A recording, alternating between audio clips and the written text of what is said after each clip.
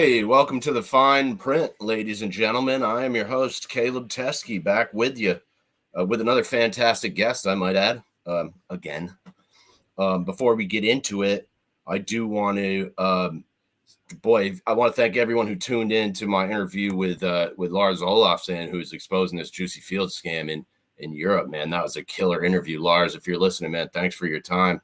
I had a great chat with Dusty from Cambridge Cannabis Company.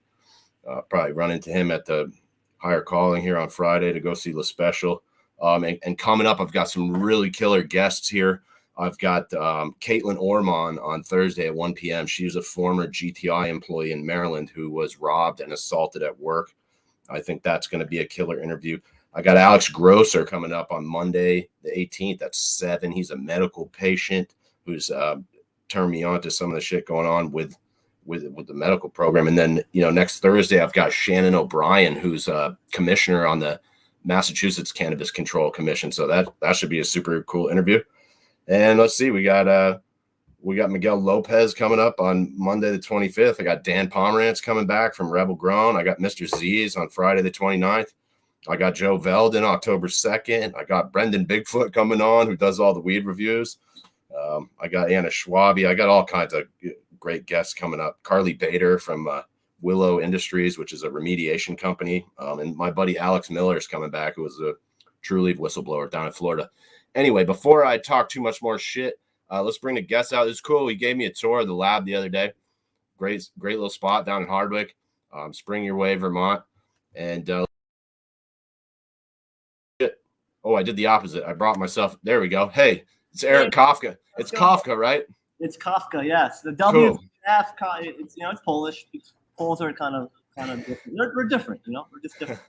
Eric, before we get into anything serious, would you please share with us a 5-minute life story? 5-minute life story. Okay, on the clock. Yeah. Go ahead. Take your time or go quick. I don't care. And I'm gonna pop in and out too. I forgot to give you the speech, but as we talk. And I'm just going to focus on you while you're talking. Yeah, 5-minute quick intro. So my name's Eric, founder of Spring. Quick background: I'm a chemist by training. I have a master's degree in organic chemistry from a small university called University of Scranton in the northeast corner of Pennsylvania. During my final year of grad school, kind of evaluated on what to do next. Should I get a PhD? Should I go into the workforce? Didn't really see, the investment of time on getting a PhD as something I wanted to do or worth the investment at that time. So I decided to try to join the workforce. Probably applied to 50 plus jobs, 2 of which probably got back to me with no. So in total, all 50 said no. That's when I persuaded a good friend, Josh, to we bought a building in our hometown that was foreclosed on, put a really good business model together, convinced the bank to give us some money to purchase a building, renovated the building, had 2 awesome apartments that we rented, and started a farm table restaurant. Operated that for 2 years. And we were like a true farm to table restaurant where 95% of our goods came during the summer, came probably 50 miles from the restaurants. That number, of course, dropped a little bit to like 85% in the winter. And that's where I really realized that the benefit of keeping the dollar local and local economics and the benefit of that. Did that for 2 years, really, understood or learned how to run a business very lean. As you probably know, Caleb, the hospitality industry, restaurant scene, the margins are very tight. Learned how to manage a crew of people. And then around 2 years in, we had a family that approached us, really nice family, where their son went off to culinary school. They wanted to move back to the hometown, and they offered to buy the project, the building and restaurants. We ended up selling.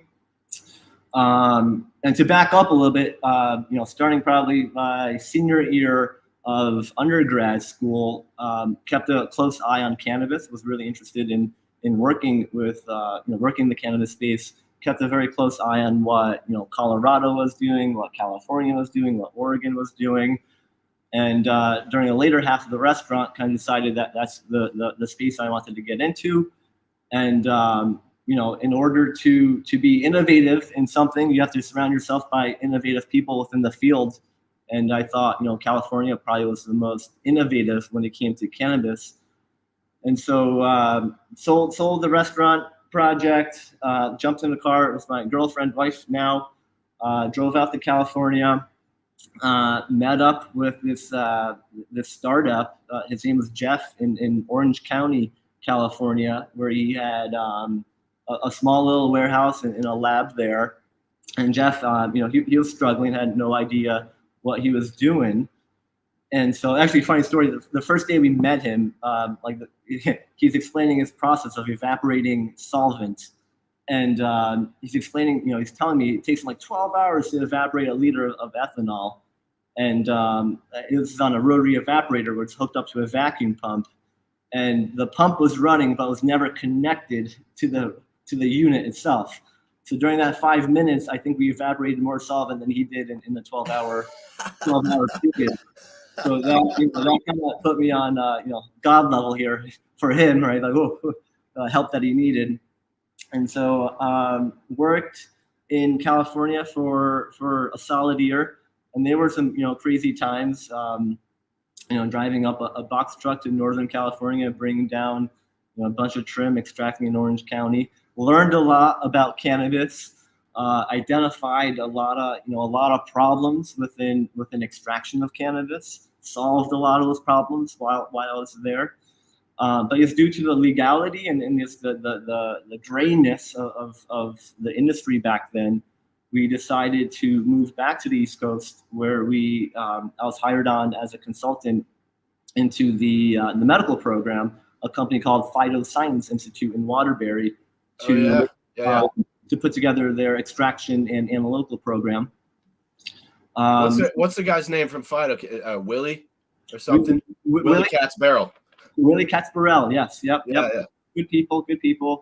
They're all UVM folks, really. They're R&D centric, which I really appreciated. So we did that for almost 2 years, which brings us now to 2018, right at the start of the hemp boom, and decided not to renew our consulting contract and started our parent company now, Cannabis Scientific. Yeah, if you slid a little bit to the side, we could see that logo, or just move your head for a second. Yeah, Cannabis. There we go. Yep. Cool. Yep. So that was your CBD company. And so that was so natural products, right? The pitch on Cannabis is we're an R&D laboratory where we focus our efforts on optimization and really broadening our understanding of utilizing supercritical fluid-based technologies as it relates to extraction and purification of natural products. So a lot of big words in there, but we could explain. I'll explain what supercritical means and all that. Yeah, we're gonna get into all that. We'll get into that. But yeah, 2018, 2019, 2020, great, fantastic years for CBD, hemp oil. Pretty much, whatever we made, we sold the next day. It was a fantastic market.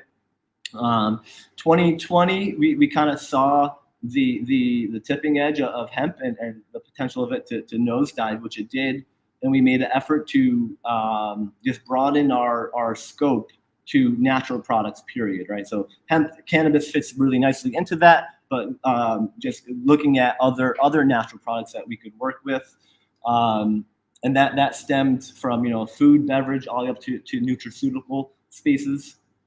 And then that brings us to 2022, where we started Tilia processing.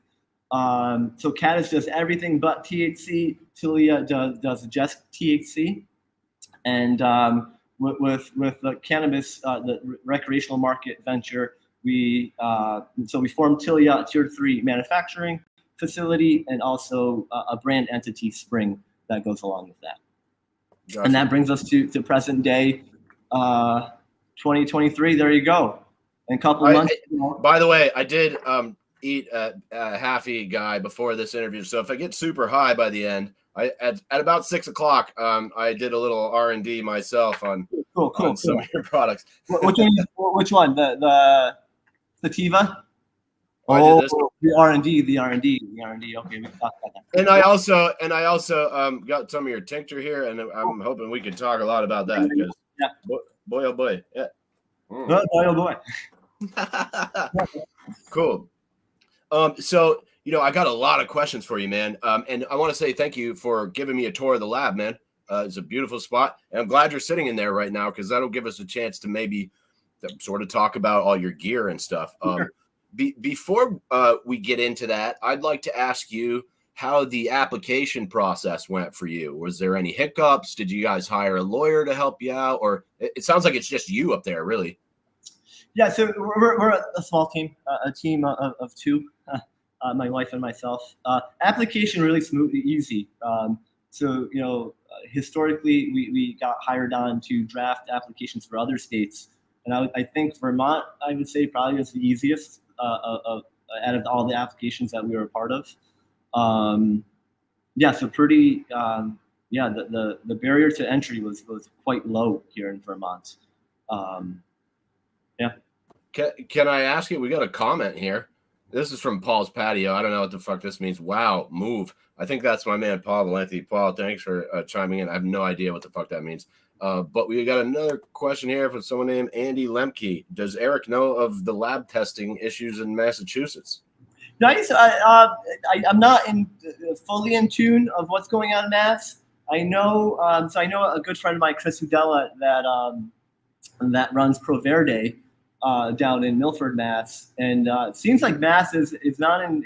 There are a lot of funny things are going on right now, especially with like inflation of potency numbers and kind of collecting moisture data and how inaccurate that assay is amongst labs. So I don't know all the problems that's going on right now, but I've heard there are multiple problems within that state.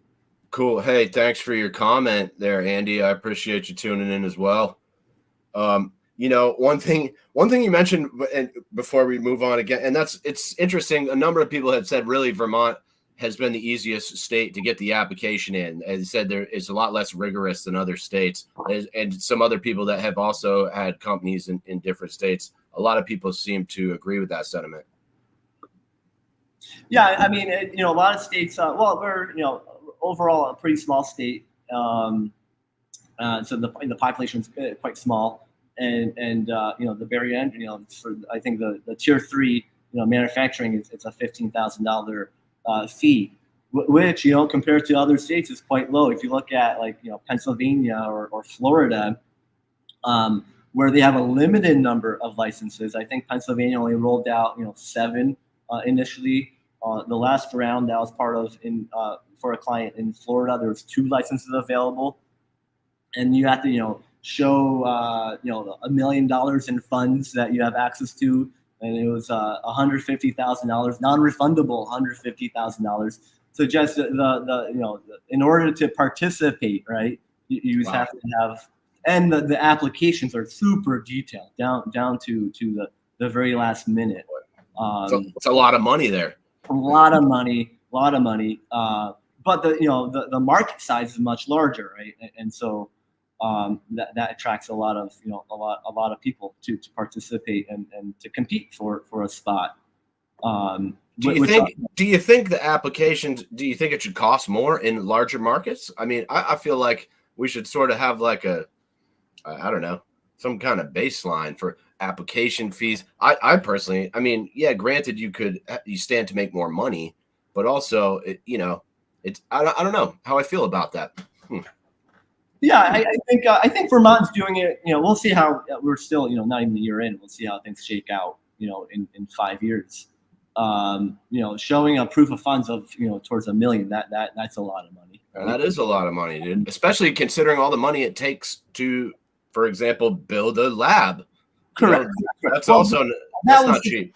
Correct, right? And I think a lot of those states are you're competing for two spots, say, or 7 spots, right? So they want to make sure you have the funds So when you're awarded a license, you could be in market within a very tight timeline, right? So I think there is some reason behind that. However, it excludes a lot of people. That's a lot of capital to come up with.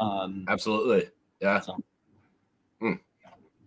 Cool. I wanted to ask you about extracting hops too, because you talked about that. That was one thing before we get into all the other stuff. I have it in my notes here. Extraction of hops, because you said you do a lot of different type of natural products, and I was super curious about that, man. I've never heard of anybody doing that. Hops are very similar to cannabis, and yeah, there's primarily three different classes of compounds that we're going after in hops. Of course, the aromatic, the terpenoids, the flavor and aroma molecules of natural products, what gives that tasty IPA the flavor.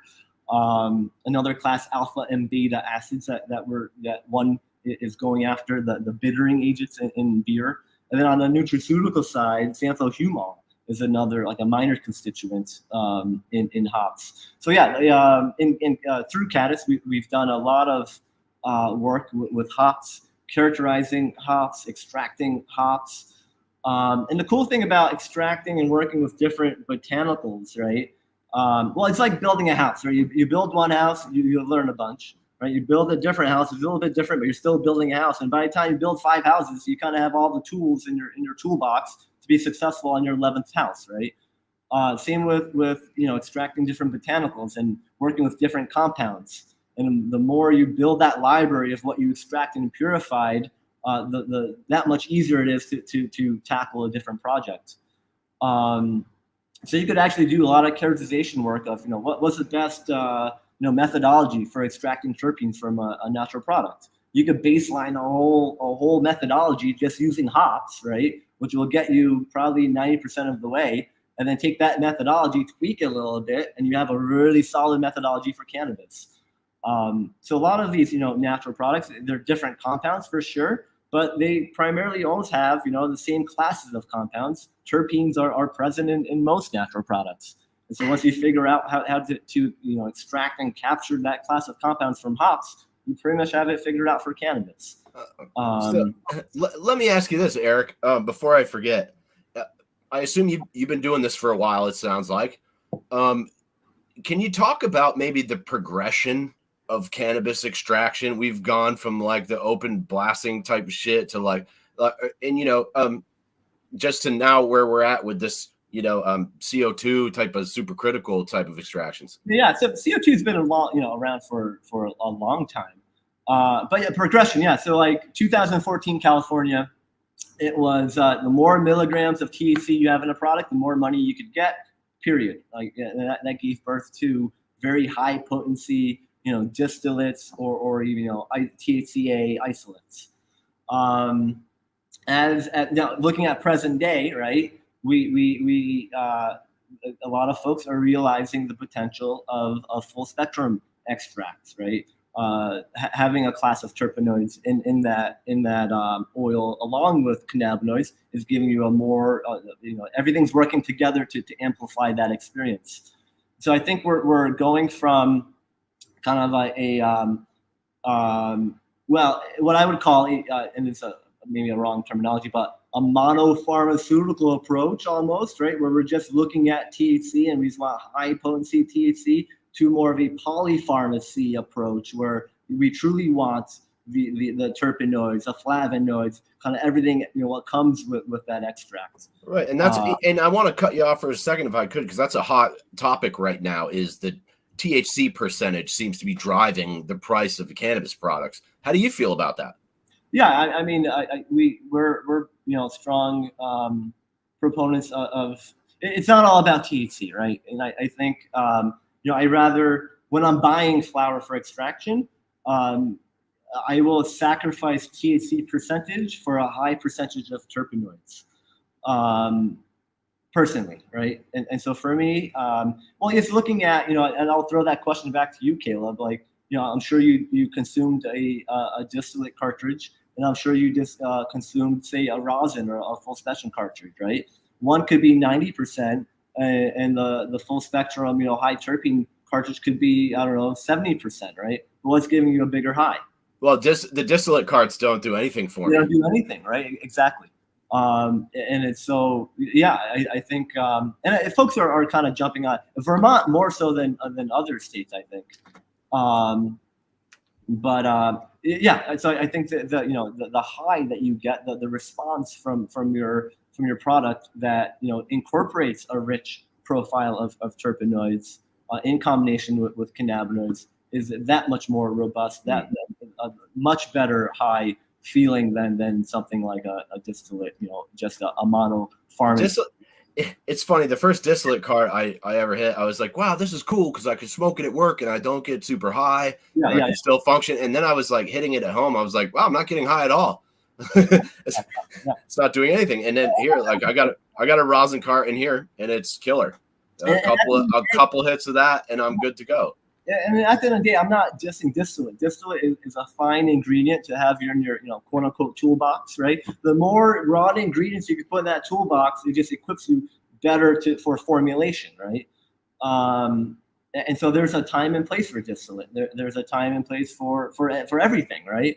We're big proponents of CO2 extraction. That doesn't mean ethanol or butane. The other technologies are not right. There's all comes down to a term that we like to say, formulation centric, right? What attributes do you want in your final product, and how do we define that, and then work your way up to define how to access those attributes. So I don't discredit distillate. I think it could be a fine raw ingredient for certain formulations, but of course it's different than something that's full spectrum. Yeah, and I've really started to notice that recently as I've tested a lot of different products. It to me, I'm always leaning to, it's like, boy, after having a rosin cart, going back to distillate, it's like, man, I don't know if I'm doing that. And then also, you're guaranteed, with a distillate, product, the quality of input that was extracted, I bet you was really low, right? That's why you went to a distillate. And so by consuming a rosin cart or a full spectrum cart, at least that the starting material is really good. It's not your old trim that's been sitting there that is extracted and distilled. And that's why you're paying a premium for that, right? So once again, if you're forming a topical, do you need perhaps I don't know, I'm posing a question. Do you need rosin for a formulation? A topical formulation, perhaps not. I don't know, right? So that's a good question. Yeah. I think there's different raw ingredients. The more you have at your disposal, the more flexibility you have when it comes to formulation. My take at least. Another great point. And so I wanted to lead into I want to ask you about the synthetics, man, because that's another hot topic right now. The Delta 8s. And these kind of different synthetics, it seems like there's a lot of, I don't know if it's misinformation, but there's a lot of fear porn going on right now behind that issue. And I personally don't know enough about it. And I figured you're a pretty good guy to ask about that. Yeah. So you take, you could take CBD. You could add a little bit of acid in there, and that will degrade into different isomers. We'll call them isomers of THC. So you'll get delta 8 THC, delta 9 THC, delta 10 THC, exo THC. And so if you were to look at the structure of THC, we're describing the position of the double bond, and that double bond could move around that ring. And so, for example, delta 8 THC is a fine cannabinoid. There are multiple, publications, clinical trials that delta 8 has gone through. It's a safe cannabinoid, and there is medicinal value to that. However, we're not regulated in how it's made, and so you could have anybody in there. Look, you could go to YouTube, University of YouTube.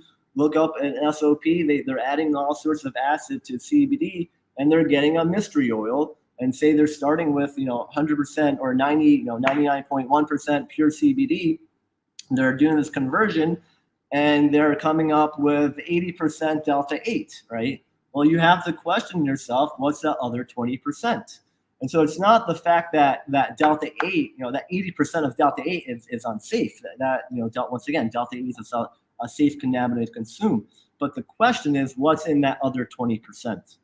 And how did they use that conversion? Did they neutralize? We're taking it out to a pH of 1. Did they neutralize that back to a pH of 7? Maybe not. Probably not. Right? Did they purify that oil after the conversion? Probably not. And so this is what pharma does. They take. How do you purify oil after a conversion? How's that done? Yeah. So chromatography, right? And you want to get into chromatography right now? I was gonna save it till later, but if you'd like to, I mean, hey, let's go for it. Chance, yeah. So purification through chromatography, and really a simple kind of example I give to folks to describe chromatography is pretending you went to the beach and you scooped up a big bucket of sand and seashells, right? And your goal, your objective is to separate the sand from the seashells, right? So now imagine the sand is delta 8 and the seashells are all the unknown purities, right? And so we're smart people. We go to Home Depot and we buy a PVC pipe, this wide, maybe that long, right? And we pack that PVC pipe with a bunch of golf balls. And then we take our sand and seashells and we put some salt water in there and we dump that mixture on the top of in the top of the column, and we keep flushing that column with salt water. What will come out the other end? Drum roll. Sand, right? Yeah. Right. So sand can navigate the balls much easier than the seashells. And eventually, if we keep flushing more salt water, seashells will come out, right? And how do we know that the sand came out? Well, we have our detection. Our detectors, our eyeballs are looking down. We see sand and we don't see seashells.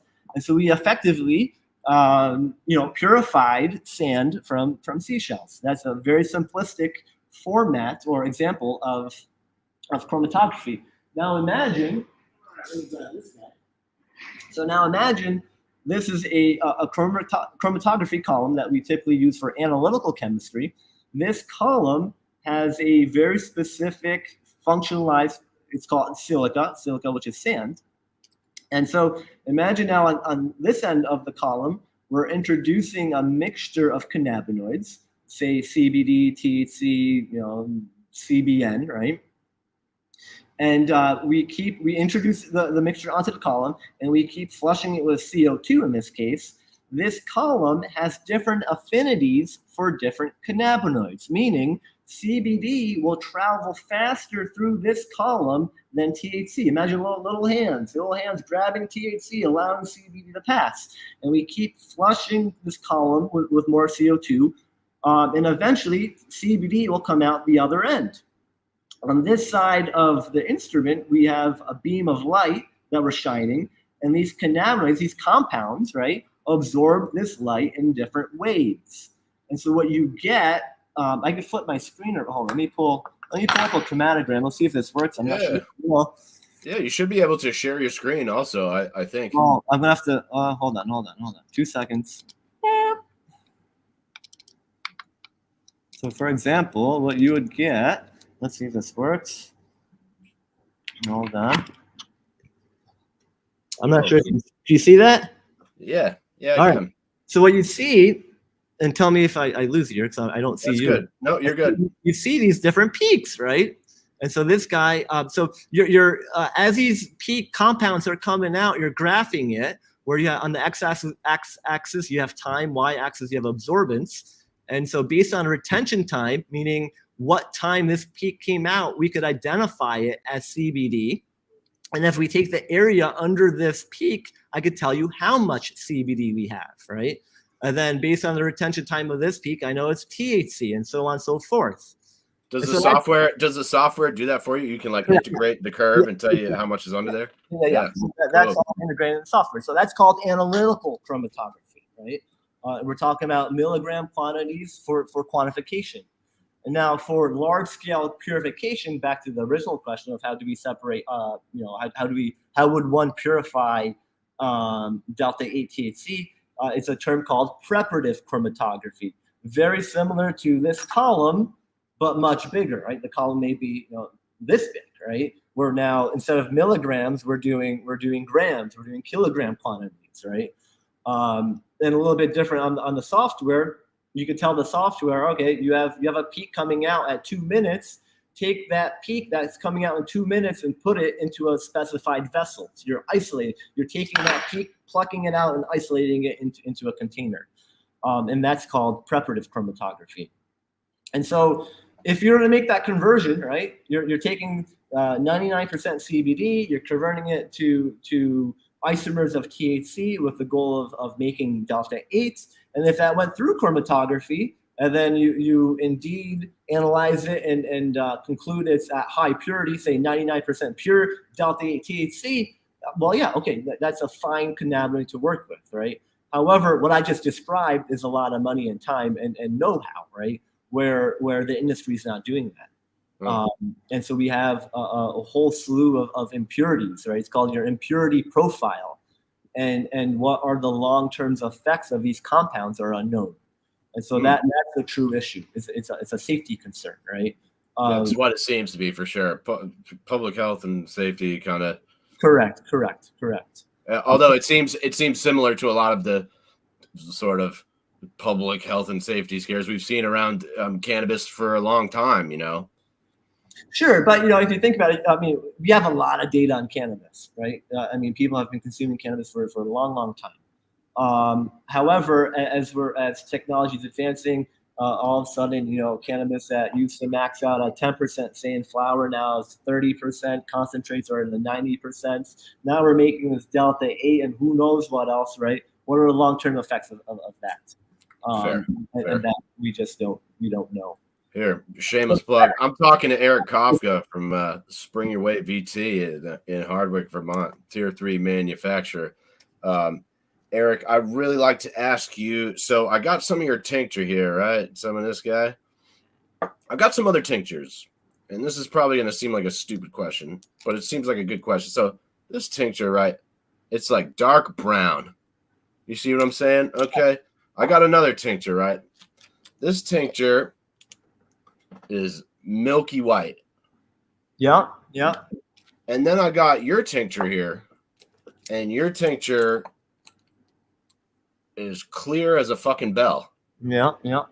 It's can you explain to me what's going on here? Why is one of them dark brown? This one tastes super like weed. It's the weed flavor is overpowering.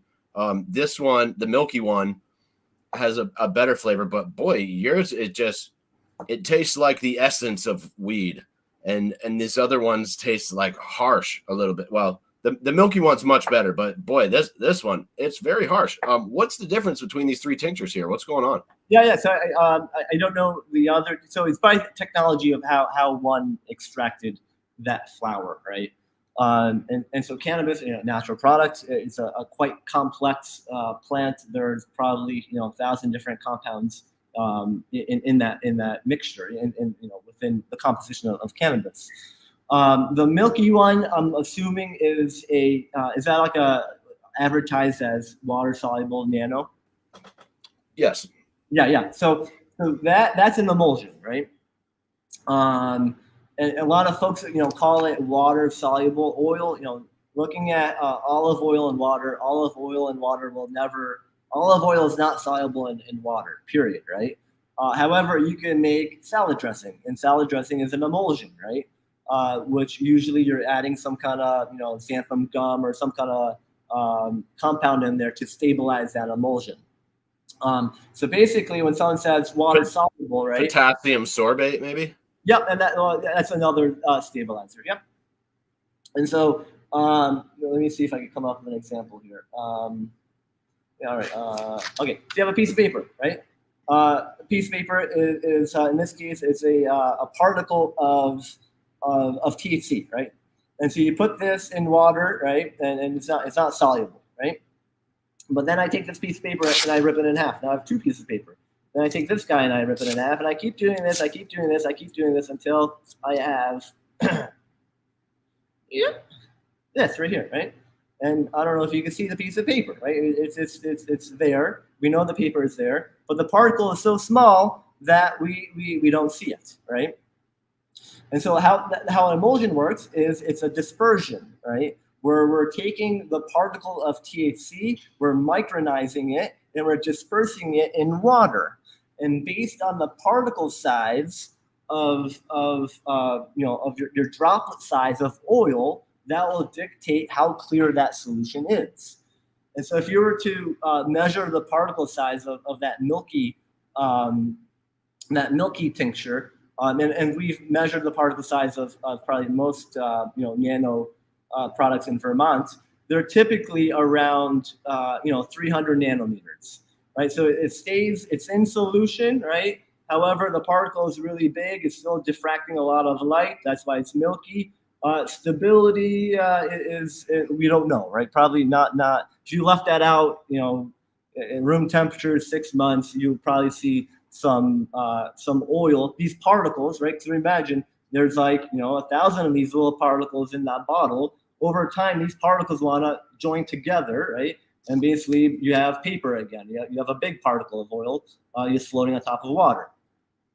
The more energy, and I can show you another water-soluble product. So this is, for example, our water-soluble product,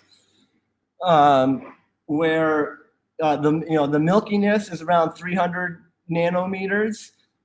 This emulsion, for example, which is much clearer, right, is at 50 nanometers. The average particle size here is 50 nanometers with a pretty tight distribution, plus minus 20 nanometers. And so that's how we're explaining the milkiness of that extract, which is completely different than the other two, right? Now, looking at the first extract, do you know how it was extracted, Caleb? Is it rosin or? I don't know. Okay. To be honest with you, people just handed me this stuff, and honestly, this is not my area of expertise here. To be honest with you, the world of extraction is kind of like wizardry to me. Yeah. I'm fascinated by all the techniques. Yeah, and so looking at could be perhaps say it could be an ethanol extraction, right? And so once again, cannabis is super complex. You have cannabinoids, you have terpenoids, you have flavonoids, you have starches, sugars, pigments, all waxes, all sorts of fun stuff in there, right? Ethanol, and so let's just look at like CO2, what we do versus ethanol for this example. Ethanol is a one-pot extraction, right? Kind of similar. Have you extracted anything, Caleb? One time we did a salvia extraction in college with acetone. Cool. Yeah, it got very weird. You got quick. Do you drink coffee? No, you don't drink coffee. I know that. Not a coffee guy yet. Okay, but you must be a tea guy. I do love drinking tea. Tea, right? Good. So if you brewed, a cup of tea, I love asking that question, like giving a talk. Has anyone extracted cannabis or extracted a natural product? No one will raise their hand. Do you guys drink coffee? And 50% will raise. Well, if you brewed a cup of coffee, if you brewed, tea, we do natural product extractions, every day. And so where I'm going with this is, say like a coffee, French press coffee extraction versus ethanol. It's very similar. You take your material. In the coffee, you put water in there, you let that steep. With ethanol, you take your cannabis, you put ethanol in there, you let that steep, and what you get is what you get. You get everything, right? There's no selectivity within your extraction. Your terpenes, your chlorophyll, pigments, sugars, waxes, everything's there, right? And so the downfall of that is if we want to retain, for example, our terpenes, right? And these classes of compounds that I'm describing, they're all different, right? Terpenoids are completely different, behave completely different than cannabinoids. Within the class of terpenoids, for example, alpha pinene, a monoterpene, compared to like beta carotene, a sesquiterpene, they're completely different. And so if you want to retain that class of compound, right, the terpenes, and they're in ethanol, and you evaporate ethanol, what happens? Your terpenes are leaving with your ethanol stream. And so purifying an oil extracted with ethanol is very difficult because you're pulling everything out, right? Including some pigments that may give that attribute of a darker tincture that you have, right? Now in CO2, we have, so it's called supercritical, fluid extraction. Yeah, could you please explain that a little bit? Big scary word, right? But all it's telling, the word supercritical, right, describes what state a compound's in, right? So we have this phase diagram where it's pressure over temperature, and easy example, water. Water we know is a liquid. We can make a gas out of it. We can make a solid out of it. Well, under the right conditions of pressure and temperature, we can make it a supercritical fluid. So it's just, once again, describing the state that compound's in. And the benefit of a supercritical fluid, it has characteristics of a gas, so it could transport things really easily, but it also has characteristics of a liquid. So it has the solvency of a liquid, right? So that's a benefit. You get properties of a gas, properties of a liquid.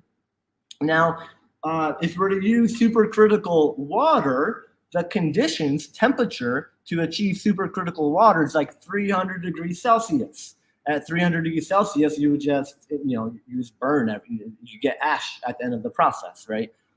So that's not good. However, supercritical CO2, the conditions to achieve supercritical are very mild. It's like 37 degrees Celsius and like 70 some bar, right? Pressure. So they're very mild conditions to get into that state. And furthermore, you could adjust the environment of that solvent. So long story short, you could adjust how strong that solvent is. And so you have preference.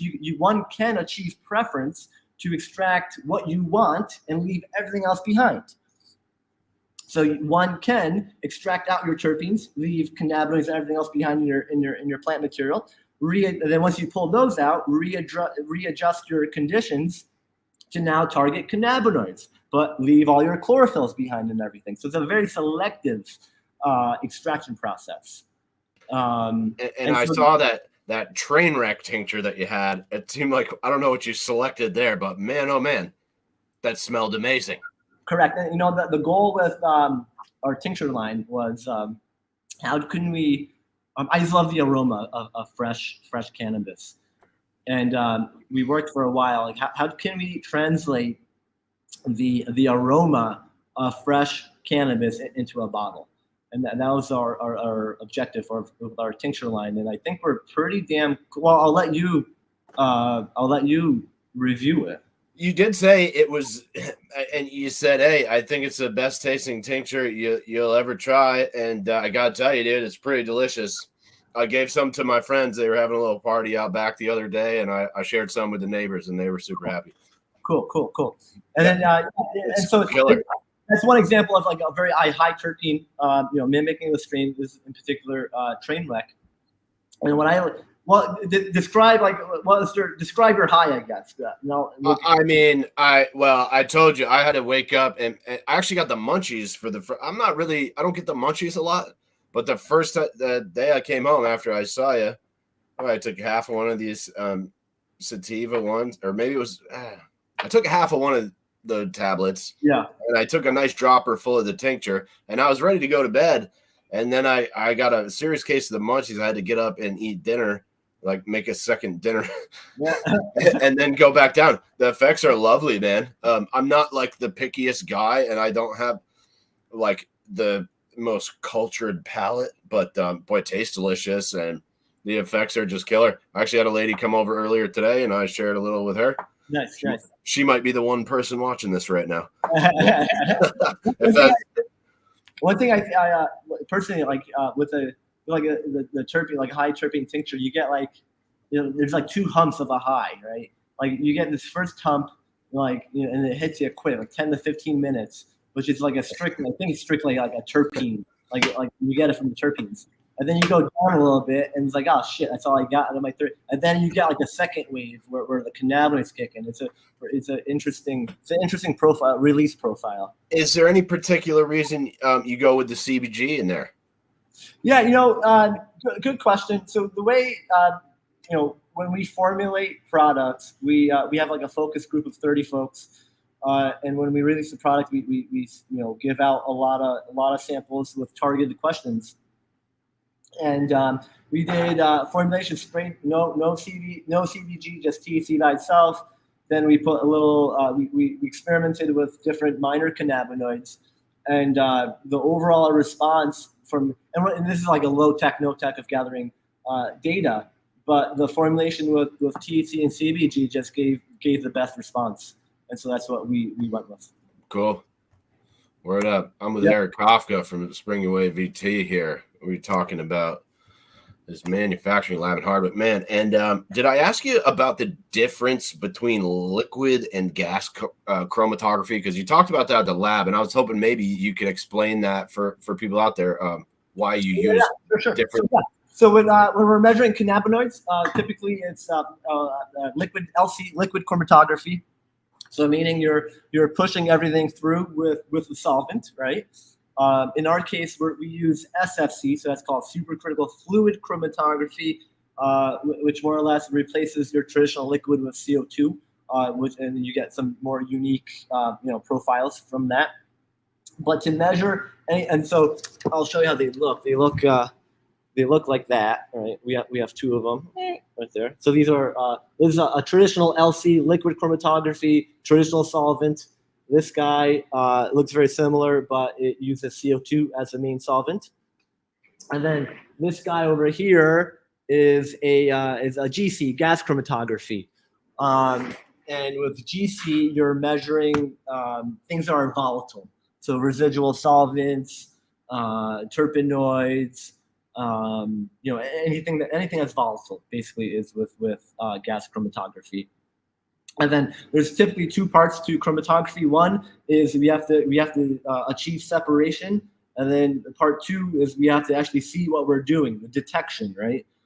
So for cannabinoids, once again, on the LC part, we use what we call a photodiode array detector. So we're shining that beam of light.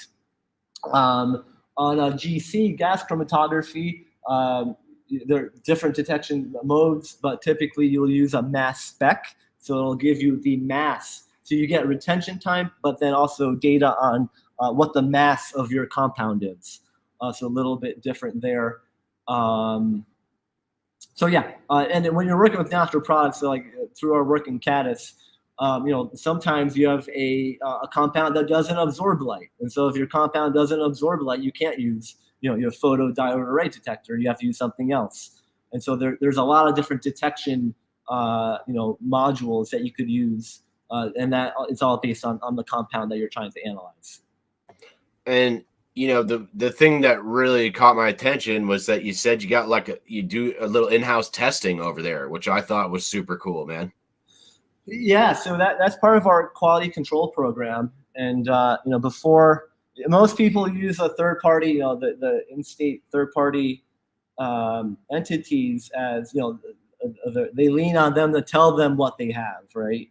We lean on third party to just confirm what we have, and before that product gets sent out to the lab, it gets tested probably 5 to 10 times before it leaves our lab, right? It gets tested on 2 different instruments, 2 different preparations, and if all my results are within a % deviation, I'm very confident in that number, right? And when I send that to the lab, I know exactly what I'm sending them. And if they report a different number, well then either they're wrong or I'm wrong, but it's a discussion, right, that we have, and it doesn't happen often, but it has happened. And one thing you have to remember, your third-party lab, they're typically they're a high throughput lab. They analyze their sample one time, and there's a lot of moving parts that has to happen to analyze that sample. And if you're off on one of the parts, your number could be off by a lot. And so for us, it's like driving at night without headlights, Caleb, right? It's really difficult to get to Hardwick to Morrisville without headlights at night. You can't do it. And so it's really difficult to get from flower to final dose form without analytical capabilities. It's really hard. I think that's another great point, my man. And it must be nice just for you to have that information already when you send it to the lab, because I know a lot of people have, had results come back and they're kind of questioning it, and you have at least something to compare it to right off the bat. You got it. Yep. Yeah. It's you could call out a lab with now data like, hey guys, I tested this product multiple times. Not saying that I'm right, and perhaps I screwed up, right? But the likelihood with our program, the likelihood of that is sometimes typically.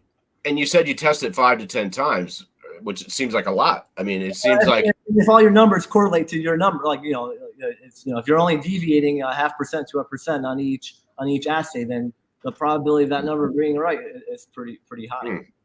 But even with like decarboxylation, for example, right? That's a lot of folks they follow a set. You know what decarboxylation is?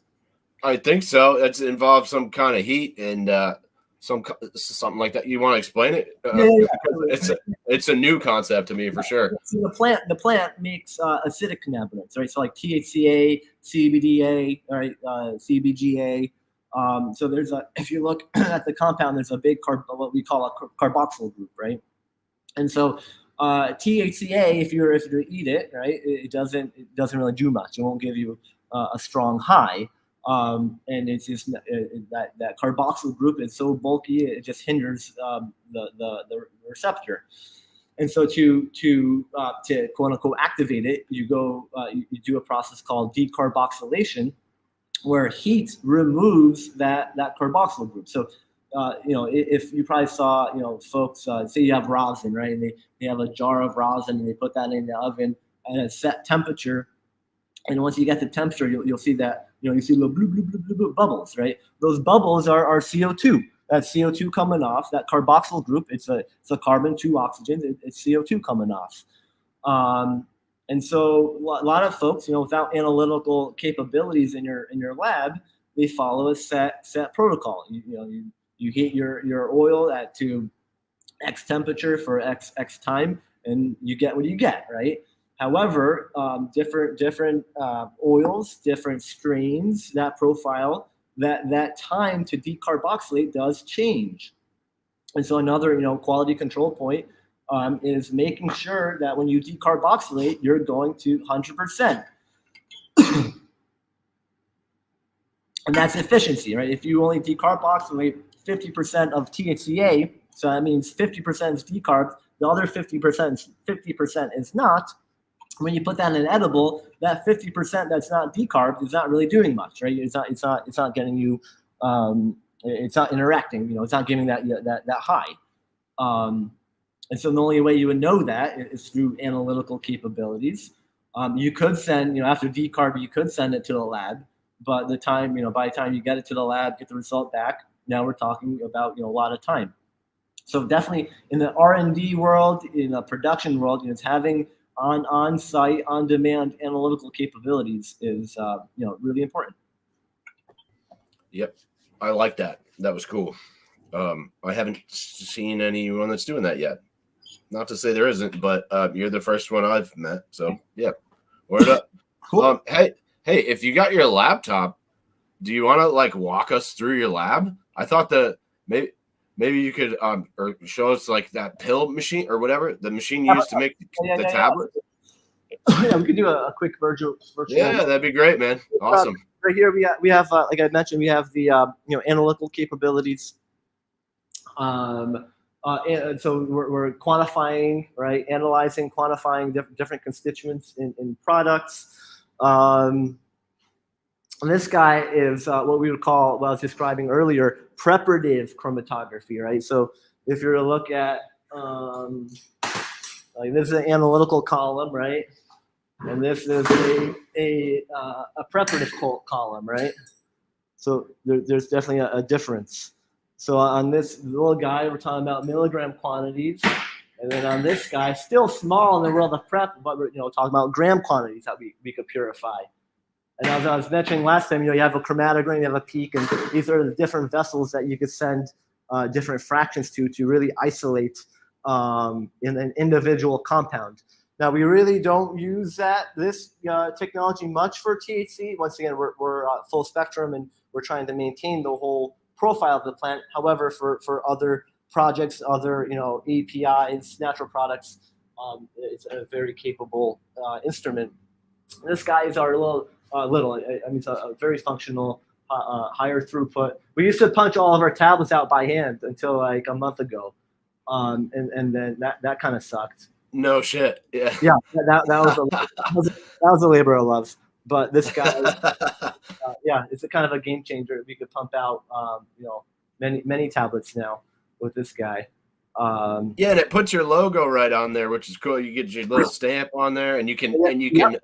I also like how they're sort of divided, so you can break them up. Yeah, and we could hold on, and I'll just get really quick. All the extraction happens back here. But yeah, all CO2 driven. Once again, the primary reason is for the selectivity that you could achieve with CO2. And then the tablet SKU, like you were saying, our 10 milligram tablet. Can you see that? Maybe not. I can't really make out.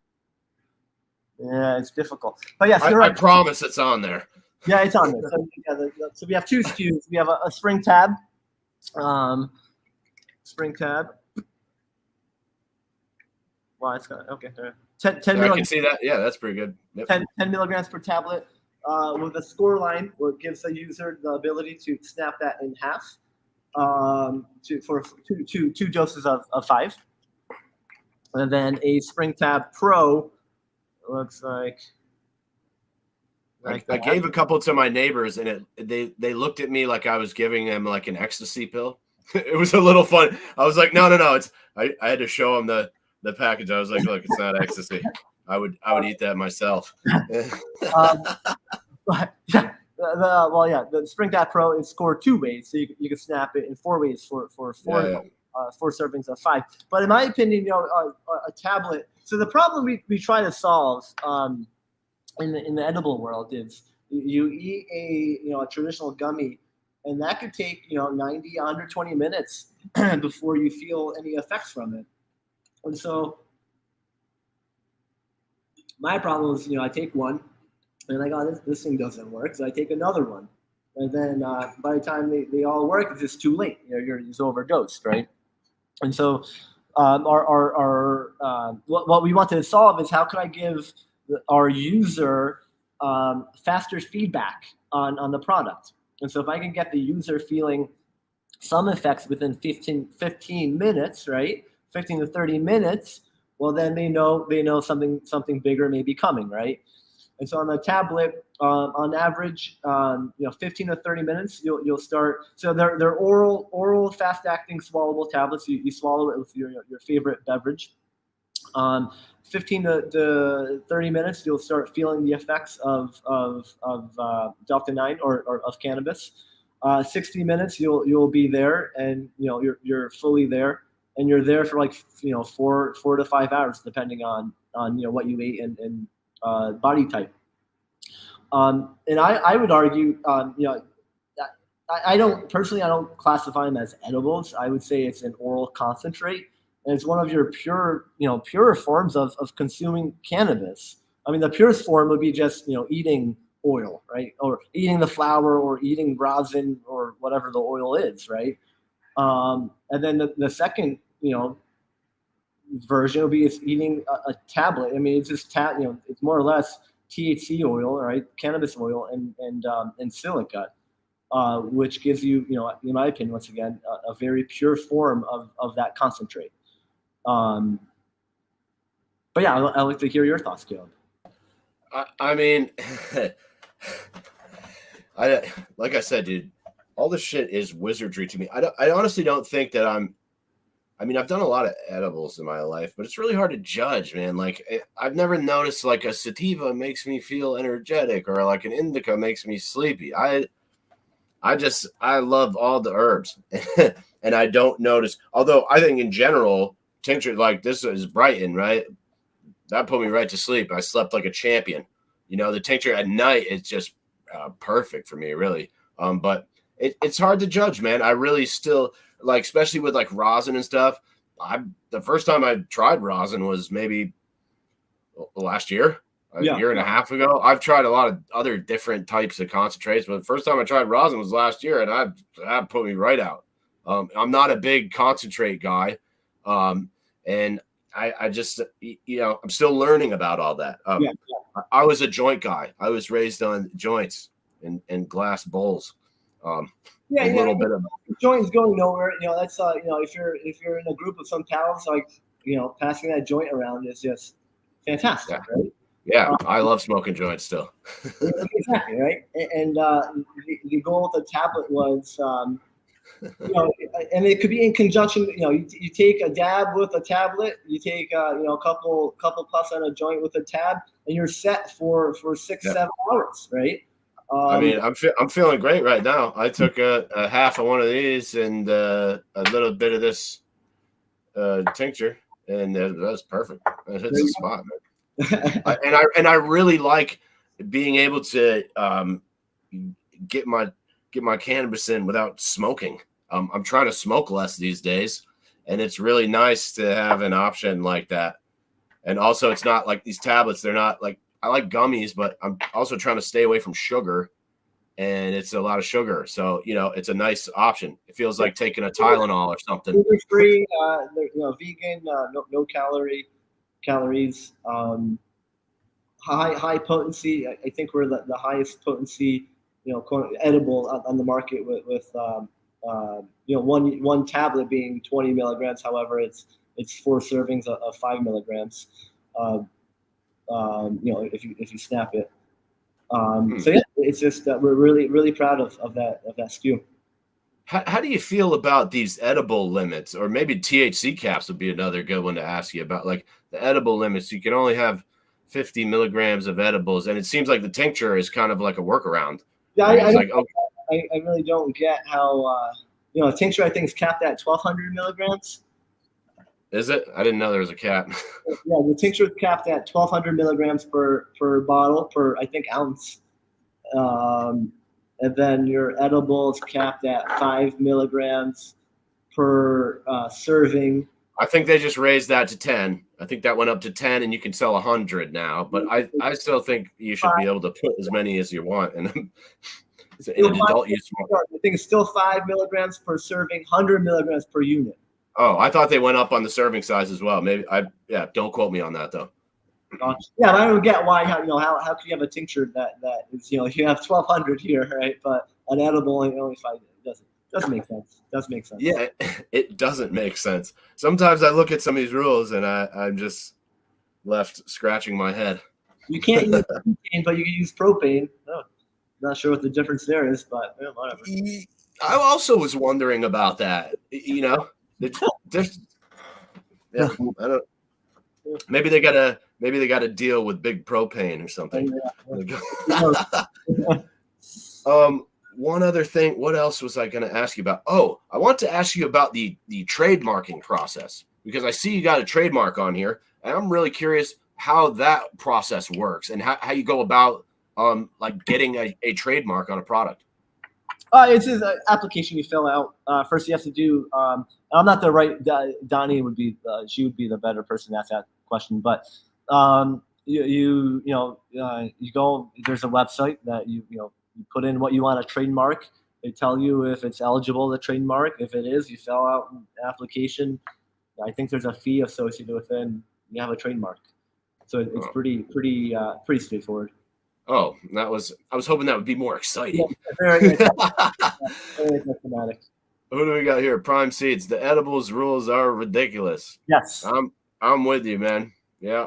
Thanks for tuning in. But once early, not even a year into our program, with the recent rule change, we're moving in the right direction. We went from 50 milligrams per unit to 100 milligrams. So we're moving in the right direction, right? And so, yeah, I think things will change as folks get more educated and there's more demand. I think that will change. So that's the good news, right? Bad news is, at least we have a program. We're not New Hampshire.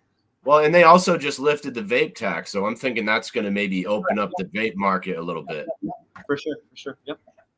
Are you guys going to be doing any vapes? Yeah, I think so.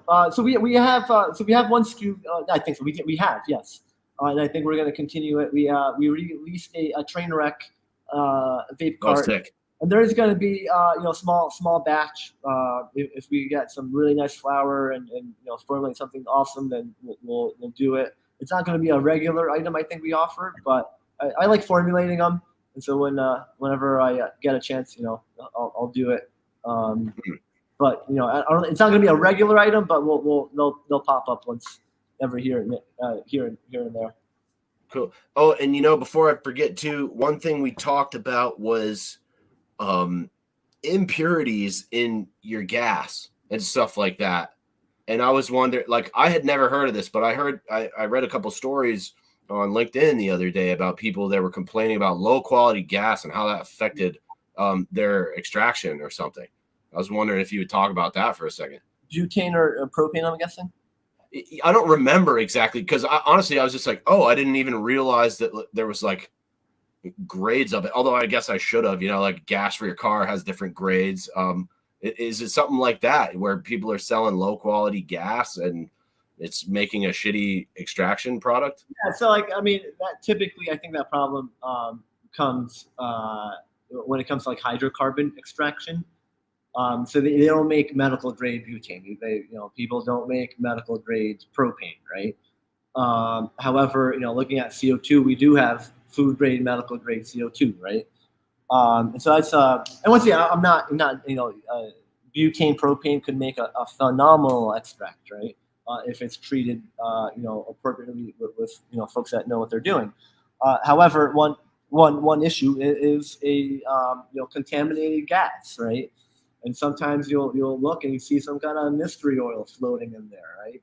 And it didn't come from cannabis, and it came from the cylinder of gas, right? Contaminated cylinder. So that's definitely a thing that you have to look out for.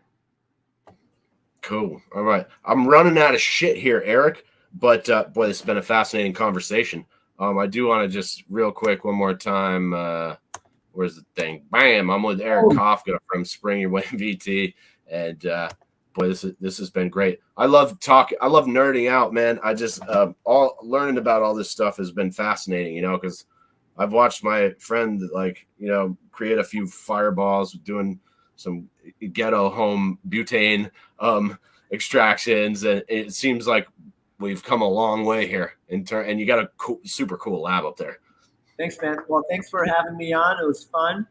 Hold up. We got to do at the end. I always say, hey, I always leave the last word for you. So if you got any shameless plugs or shout outs you want to do, now is the time. And also maybe you could tell everybody where they could find your products if they'd like to.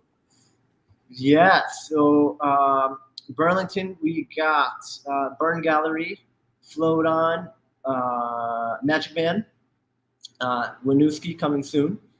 Then we got Capital Cannabis, Tea House, Polestar, VT Bud Barn, Sunday Drive.